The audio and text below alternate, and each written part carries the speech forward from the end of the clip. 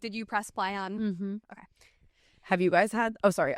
Something that I do if I'm on other people's podcasts is I try to lead because I get You try excited. to ask the question. So I'm gonna just follow. Okay. Remember on your podcast when I was like, I think this is like over. I was like, I have to go. Yeah, but I feel like you were right. Danielle was like, I just feel like we're done here. Wouldn't you agree? Well, I got in trouble because she told me afterwards that I put her on the spot during your podcast because I don't really have much of a filter, and I get secondhand embarrassment when she's like performing on the street and I'm like, people are watching and they're gonna think that we're lame. But for stuff like this where I forget that we're being filmed or on a mic and we're just chatting, I'm like, just do something. Sing a song for Dana. On your podcast, you introduced me and I was like, wow, that was amazing. And then you were like, And now she introduce yelled- Dana. I hated being put on the spot like that. I was like, sing for Dana the song that we made up for her before. Yeah, but sometimes we need to be put in those positions to really soar. Yes. She gets yes. it. But Sometimes the adrenaline helps. yeah, but it didn't. It didn't. No, it Dad. actually almost cost me a friendship. So we're going to put you on the spot Okay, love it. because you just said it's a good thing. Yeah, it is a good thing. Okay, so introduce yourself. Who are you? Okay, hi you guys. Hi. My name is Dana Joy Seigelstein. Who am I? I was just a girl at a young age that realized, hey, I love making people laugh. And I think ever since a young age, I've tried to find different ways to do that, whether it was playing house with friends or being the funny person in school, and then trying stand up when I was in college as a senior, and then afterwards continuing stand up to now having my own podcast called Not That Deep. So I think who I am, I'm a Jewess at heart, but I think I'm someone that has always wanted to just be known as one who is authentically herself and brings happiness and joy to others. And I've never wanted to be a character. I've never wanted to read a script. I've just always wanted to be off the cuff. And whoever likes that, that's amazing. And if you don't, it's not that deep. I fucking love it. Unbelievable. Like, we can stop recording. Yeah. That's all we needed. Thank you for coming over. Thank It you for was having over. wonderful. So much to unpack there. Starting with when you said, I am Dana Joy Seigelstein. Like, I you have a stage name. I also was like, she went full name. Like, you, and like, I noticed it the other night at the comedy show too. You have a stage name. Like, are you intentionally trying to create a stage name for yourself? It's unfair because, like, most people are just born with it. Beyonce was Beyonce out the womb. Mm-hmm. I used to be embarrassed about Joy being my middle name. I don't know why. Like, embarrassed enough that, like, when people would ask what was your middle name, would you lie? Like, I wouldn't say it's Karen, but I think I would just, I wasn't really talking about it, but now I feel like my name is Dana Joy. Wait, also, I'm having this realization in this moment that when we are younger, the name Joy is a name from a generation. Yeah. Like Joy, Karen. Right. But now at our, how old are you 26. now? Okay, so we're turning 26 soon. Wait, no, I'm not. I'm fully 28. Wait, what? And I also said you were 26 before, and like you didn't correct me. Like, Wait, I think because mentally I'm always going to be 26. yeah. Okay, That that's makes fair. sense. Well, we're It's crazy. we're turning 26 soon. But at our age now, Joy is Joy. Yeah. But when you're younger, the name Joy, it feels like an older person name. Maybe that's why you didn't like it. My sister's middle name was Rose. It still is.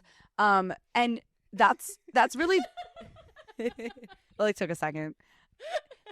That was really like pinnacle to her. But I think as I've like had my Instagram and I've changed my TikTok name, like Dana Joy Seigelstein, I think I always wanted to make my name shorter. I hated how long my last name was. Felt like it was so Jewish. It was like stuck out like a sore thumb. And now I'm like, make it longer. Now you're like going to the bar and you're like, hi, I'm Seigelstein. Yeah, yeah. Yeah. You're not Dana Joy, you're Dana Joy. Yeah. Like you come out of smoke. yes, yes, and with like sparkles around you. Yeah. Let it pop. Yeah, There's so much happening when you enter a room. I also feel like the fact that it's a word, that it's joy, Yeah. and what you're actually trying to do and what you're trying to bring to the world, it makes so much sense that you would go by Dana Joy and not just Dana. Not to get deep, but do you think that in the sense that everything really happens for a reason, everything comes full circle, was this just my meant to be? Mm-hmm. Who knows? Well, when I asked you for your advice when we were getting started with the podcast, the voice note that you sent me, I wish I kept it. It was the most delicious voice note I've ever gotten. Just sweet, genuine. It was so delicious. She was saying how with her podcast, the reason why it's called It's Not That Deep is because life is just so difficult for so many people, and you feel like your mission and being put on this earth was to make people laugh and have fun and enjoy the moments of life that aren't that deep. Mhm. And I just loved that so much. And I think it truly, truly embodies who you are. But why you're so special is because you also have a lot of depth. I would love to find the male version of you. Oh my God, I need. Does the male version of you exist? Sweets. I mean, join me on this journey. Does it? And thank you so much for everything that you just said also. Would I hate to meant it. brush over that. You know, I meant it. I really appreciate it. And I also really believe in leaving voice notes. I do too. However, there has to be a maximum time spent. Yes. Like my sister leaves like legitimately 18-minute voice notes. Yeah. Put out a podcast at that point. Right. I don't think that's right. I think like a 2-minute, 19-second voice memo is perfect. I wouldn't go past that. I think that's even a little long. I think that's like I've listened to, I play it on 2x. So 2 minutes, 19 seconds feels good. anything more than that. It's like you are literally just listening to yourself speak. You sent me a monologue. Yeah, and the thing is, like, it's going to be a monologue even if it's 10 seconds, but don't make it obvious that it's a monologue. Right. Right. You used to be extremely bad with voice notes. I know. I got better. Yeah. I got better because you like zapped me. Because it's right. It's like I don't need a 3.5 minute voice Yeah. note, and I especially don't need a 3.5 minute voice note when we live together. Yeah. Anyway, so back to you and who you are. We were wondering. Danielle was really wondering. What was You were like, I want to know, was she a funny girl? Oh yeah. How did being a funny girl manifest as a child? Oh my God, such a freaking good question. And at what age did it start? Were you cognizant of I am a funny girl? I would say there were moments in elementary school that I look back on that I'm thinking, oh yeah, clocked it. Specifically, one example comes to mind. I don't know, when you don't know if something's a memory because it's actually a memory or because there's a photo of it? Yeah. So we found a letter that I wrote like to my mom, and it was saying that I'm having a really good time in second grade, but my teacher is funnier than me, and I don't like that. And then there was another point in fourth grade. Do you guys ever have Star of the Week? Oh, of course. Okay. Like, it's all about me. You have like your favorite food, favorite song, favorite place you've traveled, etc. Favorite hotel chain, like Marriott Bonvoy as a child, personally. And I had wrote down my favorite song was Promiscuous. And You didn't even know what the word meant. no, I knew a Wait, bop. is that promiscuous girl? Wherever you are, I'm all alone, and it's you that I want. And I think that when you meet someone that's not funny, like that's not going to be their favorite song in fourth grade. And that ultimately led to my teacher calling my mom and making sure everything was okay at home. My mom was like, yeah, that's my baby girl's favorite song. I think also in middle school, to keep this bit going just for a little bit longer, I was always known as the weird and annoying girl.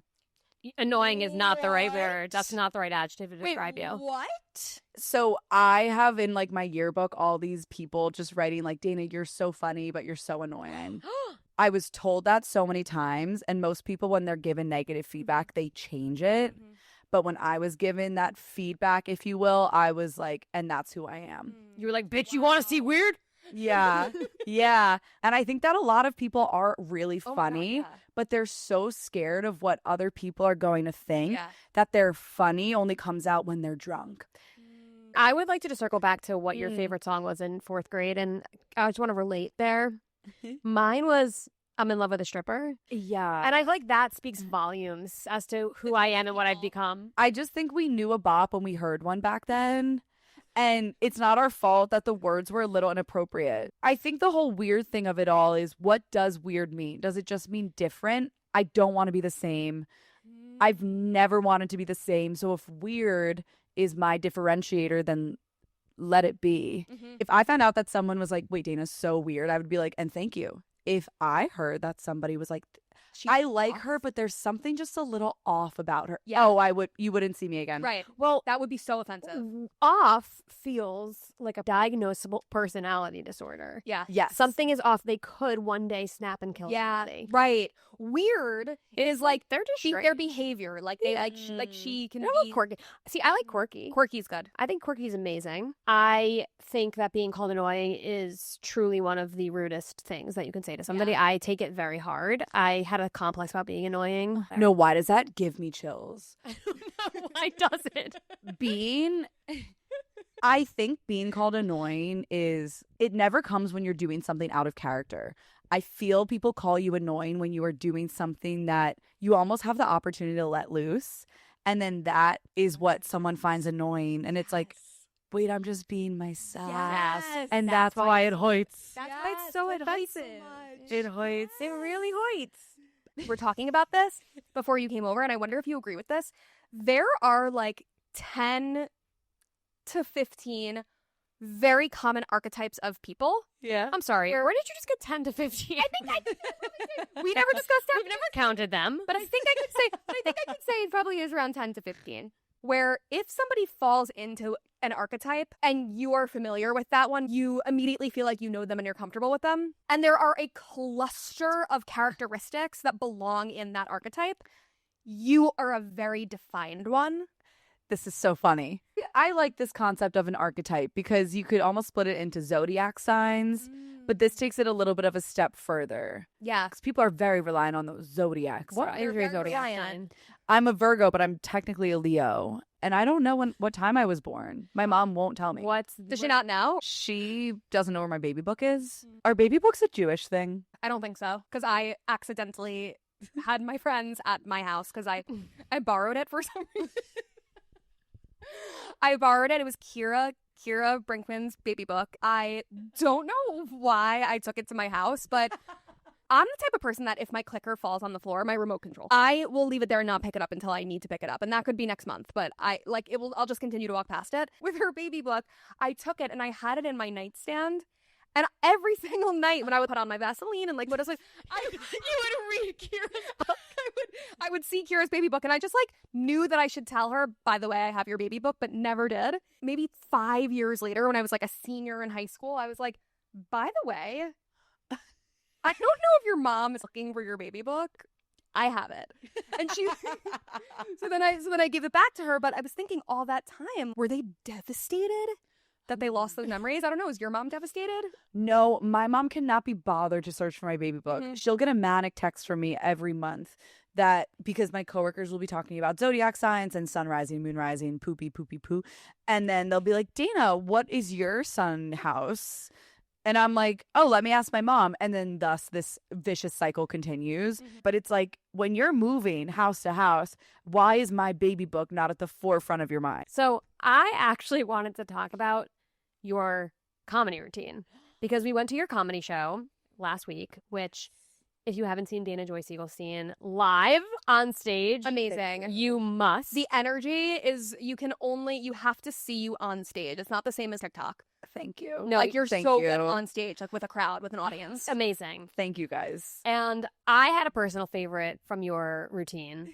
Yeah. Do you have Ooh. a favorite from your routine? The thing about me is like I don't have a routine. And every time I get up there, sometimes I'll just be yabba dabba doobin. Huh. But something I'm trying to really work on is having a routine. And if I'm given 8 minutes, I know that I'm going to do XYZ jokes.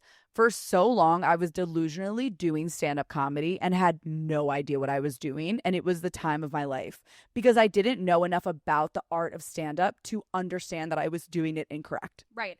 So I would get up at Gotham Comedy Club and just like riff for 10 minutes. And it was all my people in the audience. So they were dying laughing at me. And then guess what? No one was like, hey, want to be on my show? Because that was really strong comedy. No, I just was like, and one time in 4th grade.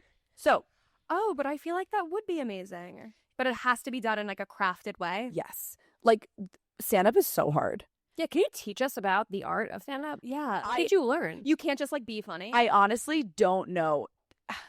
It's hard because I personally think I've taken one stand-up class and it ended up being a quote glorified open mic, said the teacher herself.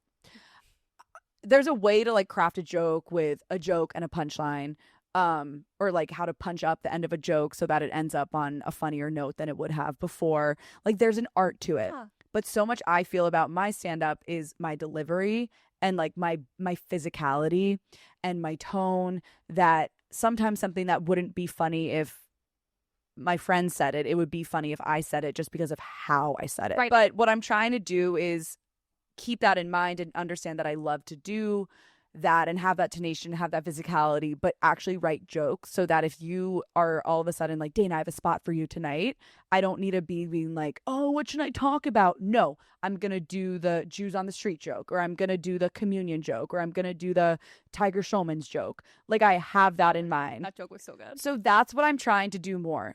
I like telling the truth, but then also adding some nonsense to it. So honestly, my favorite joke from that was in 7th grade, one time a boy raised his hand and said, teacher, I don't want to sit next to Dana. She has a mustache.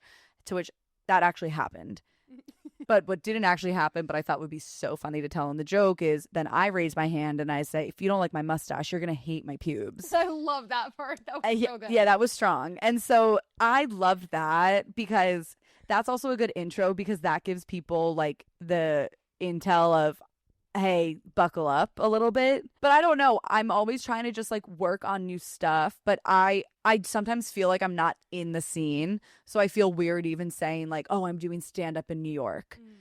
Because I do believe that everything that's meant to be will be, where the podcast has come so swiftly and easily to me, and things are coming and growth is happening. And I don't feel with stand up it's been the same, where I feel like I have to try really hard to put myself out there. And I think anyone would say that. It's not just given to you. So why continue it? What do you get from it? What's your goal with it? Really good question. It makes me so happy just to be on stage and make people laugh and to come up with creativity in my head and then put it on paper and then practice it. It's an art. It makes me nervous when I'm riffing with friends, or if I'm at work and things hit and people think it's funny. Great. It feels really good because I wasn't really trying. Like, I'm not in an environment where they're like, and Dana, dance monkey, make us laugh. But when you're doing stand up and you're saying things that are funny and no one is thinking it's funny, mega gulp. Mega gulp. Yeah. See, I think that I am fucking hilarious and should be doing stand-up. My problem is nobody would find me funny. I would be hysterical. But I don't even know how you get to the point where you're like, I'm going to challenge myself to actually get up on stage. How did you come to the point in your life where you were like, I actually am funny enough to get on stage and people will laugh? How did you get that, either internally or externally? What was the moment where you're like, I'm actually going to get up on stage and do it? I love this. Guys, I'm having so much fun. I'm like, I love talking about myself. This is spectacular. And just like two women just staring at me, and I'm like, Kind of like with googly eyes. yeah, literal. I know. It's so fun. I'm like, fine, I'll tell you. So when I was a senior in college, I went to the bathroom in like the student, student union. In like the student, I didn't see the story progressing quite to the bathroom. I don't know why. Just didn't see it starting off with that. Like, what happened in the bathroom? I sat down on the toilet and I saw on the back of the stall there was a flyer that said, do you think you're funny? Do other people think you're funny? Join us in the student union's first ever stand-up night. And all of a sudden I was like, I'm going to do that. I don't know what else happened except that I texted my friend Charlie Fix and I said, do you want to do stand-up together? And she was like, yes, that's so funny. I was like, we could just go up there and talk and laugh and everyone's going to be obsessed with us.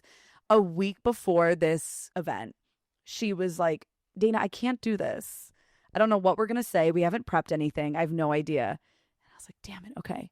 But I'm going to do it. And I'll never forget, I prepped with my sister. I had thought of a story that was all about me blacking out for a football game. A true story. I had my friend ice me. People are supposed to ice you voluntarily. I said, like, can you ice me? Yeah. I went in dark. And I told that story. I did an imitation of getting iced. And that night I had like 10 friends come. The audience was, I think, 150 people. And I walked out on stage and I looked out and I was like, this is it. This feels so right. And I hadn't had that for most of my life. It felt so scary, but I was addicted to it. Wow. What was interesting, though, was I wasn't like chasing that. I feel like I almost found different routes throughout the next couple of years to get that jolt, whether it was travel or putting myself into different activities or trying new things. It was a sign that this is scary, but you're doing it and you have support. Does that make sense? Definitely. When you're up there, and maybe it's changed from then to now, but are you there present? Or do you have to like go somewhere else and kind of disassociate? I think I used to kind of disassociate because I would be so focused on what I'm saying next, because you ultimately have some sort of a script. But now I just try to be so present and like, oh my God, I get to be on stage and all these people are looking at me and I love it. I have the opportunity to make someone laugh within these next 8 minutes, and let me do that. Okay, so I want to tell you what my favorite part of your bit was. Okay. Yeah, what was it? So my favorite part Yeah, wholly circle back. was when you talked about going to the mall and wanting the attention from the people who would recruit models, because that to me was just, I was back at home. I was like, this is so familiar. I remember I would go to the mall. I would think I was so fucking hot with like my 2 collars popped, my braces on, like alternating green, blue rubber bands in my mouth. And I'm like, I'm fucking hot. Like I have like my like piercing up here. What's this called? My cartilage piercing. And I'm like hot. And then you walk by the people at the mall who are recruiting models and they don't stop you. Yeah, they don't stop you, and it's so upsetting. And then the girl next to you gets stopped, and it's like, why her? And it's like, wait, maybe you didn't see me. This is how I felt. Right. I was like, maybe they didn't see me. So I'm gonna go to Wetzel's Pretzels or Annie Ann's, and then I'm going to turn around and I'm gonna walk past them again and maybe a little closer. And they're gonna notice me. And I still feel that way, by the way. With are they like there? construction. No. Oh. Like when construction people don't catcall me, I turn around definitely and think to myself, come back. they didn't see me. And then they must have not. Yeah. They must have not seen me. They must have been taking a cigarette break. Yeah, that must be it. They were looking down. There's were no other texting. reason why they wouldn't want the model and they wouldn't want to catcall. Why would they want to There's catcall me? I loved that joke because the nostalgia that it brought back. Yeah. That was my favorite because it was a memory that was unlocked that I totally forgot existed, but is so ridiculous that we thought we were like so hot. Memory unlocked is a great way love to get your memory audience unlocked. to And then Yeah. I think you transitioned it to the bar mitzvah MC. When I had my bat mitzvah, Jamal was my MC and I was on his shoulders. He was like, rub my bald head. He's like, rub my head. I'm like rubbing his head. It was so inappropriate. And then all my friends came over to sleep over afterwards. He was like texting my friends. Like it was inappropriate. It was so inappropriate. Where is he today? That's like I bad. don't want to know where he is. Also, didn't the dancer at your bat mitzvah get fired because she's doing coke in the bathroom? Yes. Yeah. If they want him to be like super razzmatazz and excited, there has to be cocaine. Right. Like you can't be that pumped up With kids. to pump up middle schoolers and be like, and I'm just high on life. Yeah. Right. And if you are, then it's not you. It's a little concerning if you're like just so excited by like the middle schoolers. Right. dancing. You're like Jamal. And Yeah. we don't want to know where you are now. No, there was always like the questionably like good looking woman dancer. She'd be like, come on up, grandpa. And it's like, hey, I don't like this. Yeah. I would always like go to the bathroom. I was like, I cannot watch the grandpa go up. Like he was always like about to like crap his pants. Like I hated it. Oh, for the motzi. But to do the motzi. I need a baddie to come up for the motzi. I'm like, get it? I gotta go to the bathroom. Like it was like clockwork. When I heard motzi Pavlovian response, I was like, I gotta take a poo. I do just feel like with this end of podcast, I'm doing my own. Sorry. We'll keep that. Thanks, Pick a Bagel. This episode is sponsored by Gas X. Okay, I wanna come back for you. And I also I have a question. Yeah. You come back. Do you want to continue on with the set? Is there a I'm question moving on. about? I'm moving on too. Oh, okay. I was trying to. Would you like to move on first, and then I'll move on later? Well, are you moving on to? You're moving away from I'm bowels. I'm moving away from bowels. I'm keeping with Funny Girl. Okay, my question was also about Funny Girl. Let's Okay, ask so you it. go Let's first. ask at the same time. Wait, why don't you guys ask me at the exact Yeah. time? 1, 2, 3. Does it How are you with date? guys? You knew I was gonna. I know. You knew that it was gonna. Oh my She god. knew I was gonna ask that. How does being the a funny funny, girl. silly, goofy girl impact who you are around men, or like or is it just like a non-question? I've never changed. Great question, both of you. I've never changed like how I act or who I am around men, and I think that it could serve me sometimes too. No, Hold on. But I've never like I'm not the girl to all of a sudden like act a little more poised or I act the way that I would usually act. I haven't dated in a bit, and I think, to the outside world it's because I'm working on myself. But at the end of the day, it's also because like I haven't really been recorded, and I feel like it just hasn't, things have not aligned. I was texting with this guy a couple weeks ago. We had met in person, like he didn't know my online presence, and we were texting, and then he was like, "What's your Instagram?" Red flag. Huge red flag. And then I gave it to him. He followed me, but like he didn't let me follow him back. And then I was like, "What's going on here?" Then he was like, "Are you gonna like put me in your act?" And I was like, "I don't know why this is such a big insecurity for you, but I know for a fact that when I'm with the right person, they're not gonna give a fuck. And more importantly, like that's just who I am." So has it affected it? Probably, but I wouldn't want it not to. Like I want someone to understand my intentions, that I'm going to be online, that when I think of something funny in the moment, I'm going to record it. And why would I change that for someone, you know? And I think it's hard too, because it's hard not to judge someone's online presence.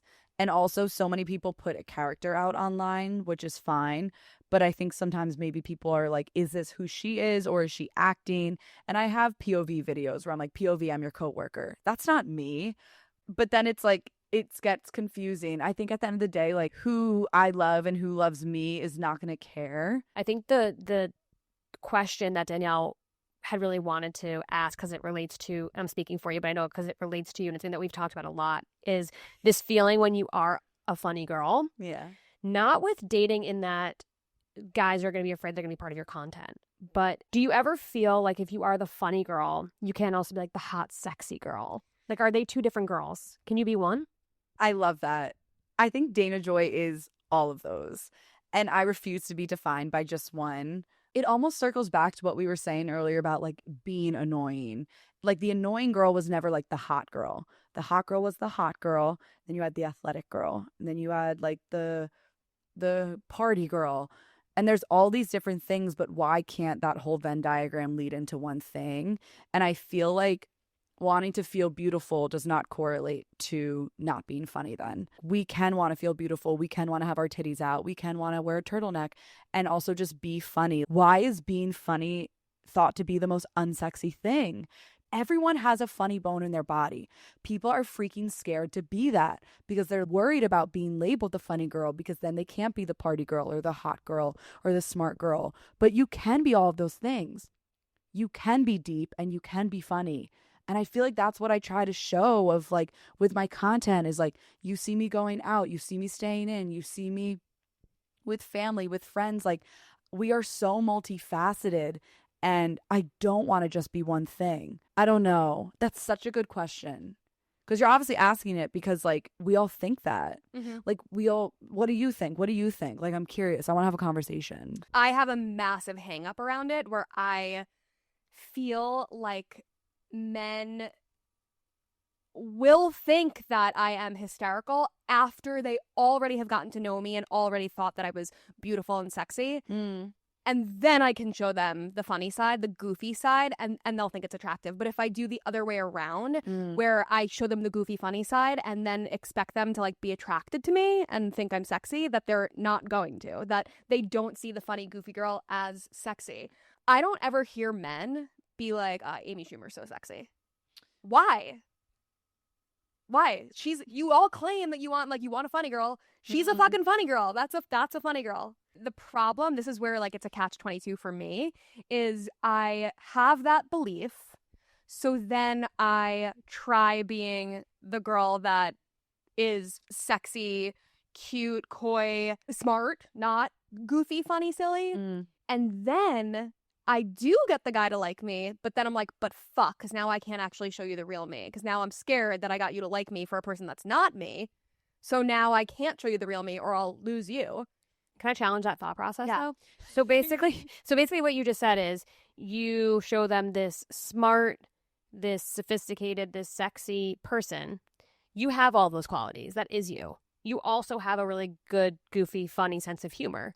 So instead of saying, fuck, they don't really know the full me, can't you reframe it that, okay, so they know all of these facets of me and now they're going to see this one? Because perhaps they're dating you thinking, she's so great, but I wish she was a little funnier. And then all of a sudden, that last piece comes in. I think because I'm not sure yet, have I locked them in? Have I confirmed that they think I'm sexy, beautiful, smart?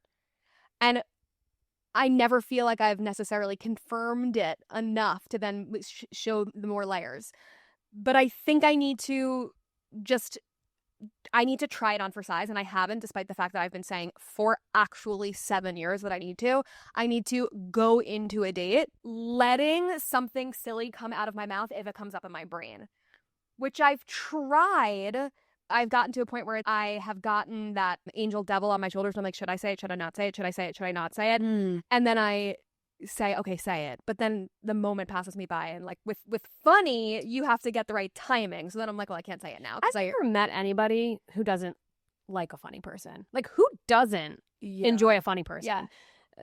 And if they're pretty, like, it's even better. Yeah. Like, I can't imagine being like, well, I didn't like him because he's just so funny. Because I think there's a double standard with men and women. There is. And, like, there's, like, a deep-rooted insecurity where I'm sure you've had an experience where it has burned you. Yes. Of you're the funny girl, and now someone can't see you as anything but that. Right. Whereas, like, all of our past experiences shape how we feel in the present. I can tell just listening to you that some things or something has happened that you feel this way. Because, like, I don't necessarily feel like, I guess it's burned me in the past, but like, I don't care. And I'm just not even letting it. But I also haven't been on a date in a year. So perhaps there's truth to both sides. Question, like, when you're going on a date with someone, are you quicker to find them attractive if you're attracted to their looks or if they kind of riz you with their humor? 100% humor. Okay. But they're men. You know, and there's that double standard. I'm not sure that men think the same thing in return. However, I want to be with someone who thinks that in return. Like, I want to be with a man who finds a woman who's funny, attractive, as opposed to the woman right next to her who might be more conventionally physically attractive but not as funny. I want to be with that man that chooses the funny girl. I always try to pay attention of, like, when I feel the most confident. Like, mine was Thursday when I was on stage. Like, I just felt like there wasn't a front that I had to put on. I didn't need to, like, act a certain way. It didn't matter what I was wearing. I was there for a purpose. That's when you're going to meet someone, because you can't be like, I'm the hot girl, I'm the hot girl, I'm the hot girl for the next 30 years. No. She's going to crack. Right. I've never been the hot girl. You're always But the I know, hot girl. but I can fucking own that. You're always the hot girl. No, I'm the sporty girl. You're sporty spice. Yeah, you're always the sporty spice. Yeah. I think anyone can be the hot girl, but not everyone can be the funny girl. Yes. Yeah. Let me describe my perfect man to you. Oh, I love that. He Julie, what's your perfect man? Somebody who is fun, easy to be around, down to just fucking do whatever, spontaneous, but is driven and has their stuff together and is empathetic and is deep.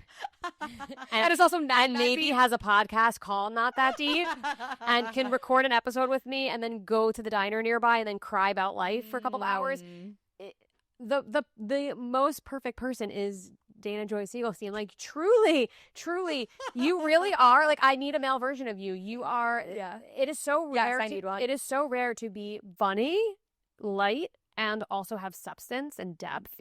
That's an archetype. But that's an archetype. I was recently on vacation with my parents and my brother and his wife and their kids, and the whole fucking theme of the trip was me saying that I need someone with a little bit more depth. And I think that maybe depth comes across a little pretentious. I don't mean like I'm so deep. I just mean I like to question the way things work in the world, and I like to think about things differently and play devil's advocate, and I need somebody who wants to play along with me and challenge things. And it's harder than you would think to find. You know, it's hard to find people that have substance but also like to have fun and be goofy. I don't think it's asking for too much. But also, like, at the same time that you're looking for that, it has to match up when they're looking for someone who's like super driven, super smart, sporty, outgoing, loves community. It all needs to line up. So I feel like sometimes we're like, oh, why haven't I found him yet? But it's like, why haven't we found each other yet? That's a really good point. And a tangible example of that is that I was dating somebody last year who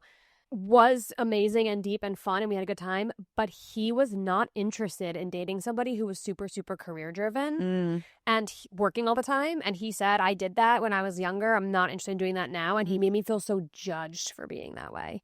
And it wasn't the right fit, obviously. But but it goes to your point of I'm looking for that, but that person also has to be looking for the attributes that I am. And at the same time. I I know that when I meet my person, I will find out why we hadn't met until that time. Like, they are currently living their life, going through whatever it is that they're going through, that they need to go through so that we can meet. Can I ask you why you haven't really dated in the past year, and if you care and if you want to be dating? I feel like I've just been searching for connection, whether that's like networking, platonic, romantic. I've put myself out there a little bit. I think sometimes people are really comfortable rejecting me because I am funny, and I don't think they're going to think that I'm taking it that to heart. So I have faced like a good amount of rejection in my dating life that I don't super talk about because it's personal, but I think it's also good to note that I have tried to put myself out there and I haven't really gotten the results back that I was aiming for, but also clearly that was not meant for me. The same shit with like career stuff. If things are not meant to be, it's going to feel a little off. Don't force it. The same thing with dating is how I feel. I also don't drink anymore, which is a whole nother thing where like I'm not in bars settings where typically you would like flirt and be drunk and have drunken makeouts and go home with someone. Like that is not possible for me anymore. So it's limited kind of opportunity. So that's where I've been like, let's try a new club. Let's try a new sport. Oh, I'm so open to it. When did you stop drinking? I stopped drinking last August. I just cut alcohol out. Net, I want to be doing the things that make me feel the best version of myself. Alcohol never made me feel more like Dana. It made me feel a lot less like her. Wow. And the following days, I feel like I drifted farther away from who I wanted to be. I was unmotivated. I was slow. I was depressed. And I think that alcohol has been ingrained in our minds of like, you have to do this to do X. And to break that mold is so hard. And I'm not like, God, I want to get back on the wagon. No. But like, there's an obvious part of my social life that has been like diminished. And then I'm able to minimize alcohol, lift up nighttime events where I'm not drinking, concerts, shows, opportunities, podcast stuff. Right. There are so many more opportunities to explore the world around you when it's not just going to a bar. You have to think of interesting things, and then you realize there are a million interesting things going on. When Other people than are going to a like, bar. there's nothing to do here but drink. And it's like, oh, you don't know the half of it. I feel like I've become a different person in the last year just from not drinking, because being sober is sobering. And I have no choice but to like be with my thoughts. If I'm feeling anxious one day, I can't just have a drink to let loose a little bit. I smoke weed and I do mushrooms. Please do not get it twisted. We weren't getting it. I'm Oregon sober. Mm-hmm. We love that. Yeah. You're on after all. But yeah, so I'm learning new ways to like connect with people. Yeah. Does that answer the question? Yeah. You're challenging yourself to be social without the liquid courage, which is hard to do. So I have a lot of respect for that. So that's like with dating too. Dating's always been, for me, surrounded with alcohol. Right. It's always like, let's have 4 margaritas and make out on the street. Yeah. I love that, but that never was anything real. Yeah. Yeah. I've been offering a lot of like, do you want to get coffee or like have a FaceTime? But they all just are like, let's get a drink instead, which is fine. But it's because it's the liquid courage. People need the liquid courage. I did go on a date yesterday to it wasn't a first, it was a second. But we did go to the Museum of Natural History. We went to coffee and the Museum of Natural History. Wait, I love that. And it was really lovely to not drink. Do you feel like you were able to talk more? Yes. I felt like, well, at the coffee part, at the Museum of Natural History, I actually felt like the conversation was very disjointed because you're like moving around, and also it's like you're very distractible. You're noting the exhibits while you're in the middle of a conversation. He's showing me a picture on his phone of something that looks like that, and I'm in the middle of a story, and then something else comes up. So it wasn't fluid when we were at the museum, but there was also a lot of touching at the museum, which I liked. Like, he would usher me to the next exhibit. We love a man who ushers. Like, we love an usher. He's like stay to the left. Like, he kept grabbing like what you could call the small of my back. Oh, and we went to the planetarium, and I felt like he was doing a little bit of like, my leg is touching your leg thing. Wait, that's and, cute, like, Danielle. That is cute. And then like we're looking up in the planetarium, and then I looked down for a moment to take a sip of water, and he was like, "Are you okay?" Oh, it was cute. Wait, do you think he's endgame? The bar is so fucking low.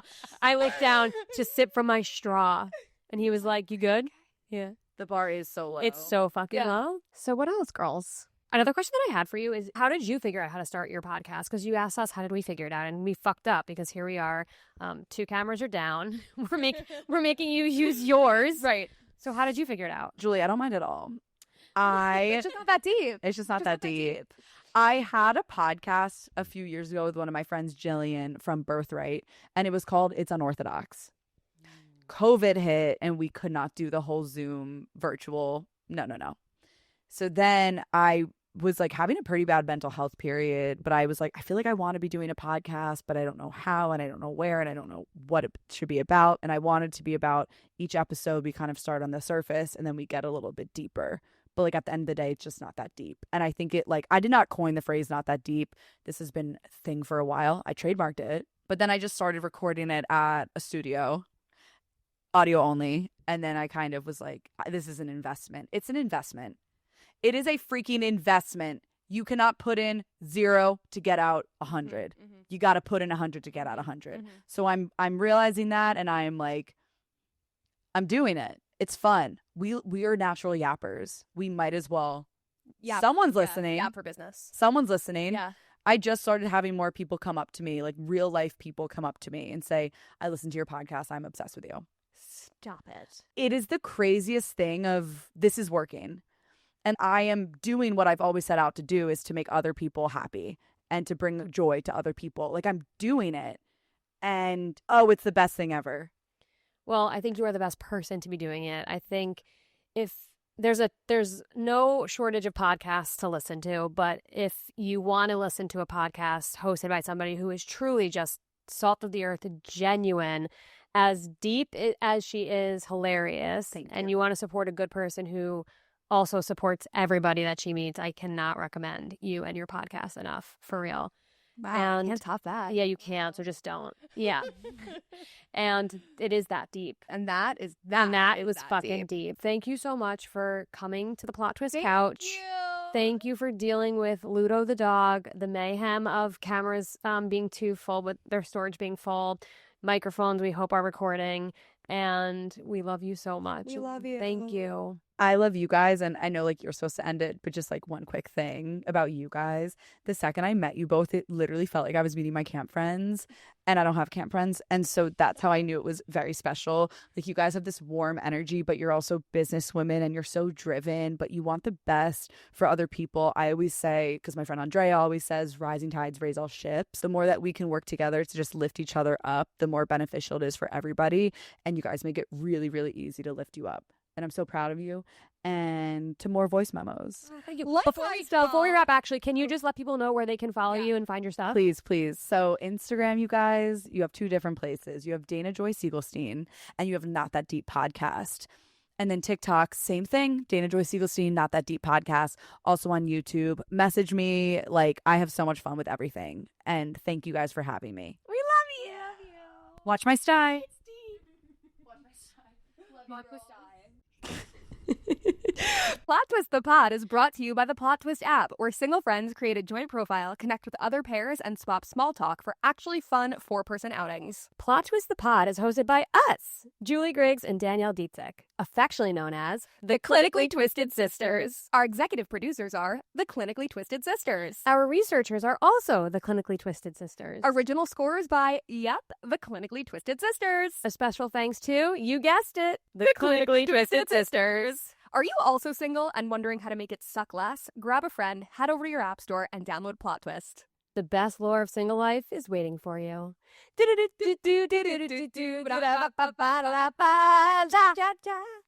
Oh, okay.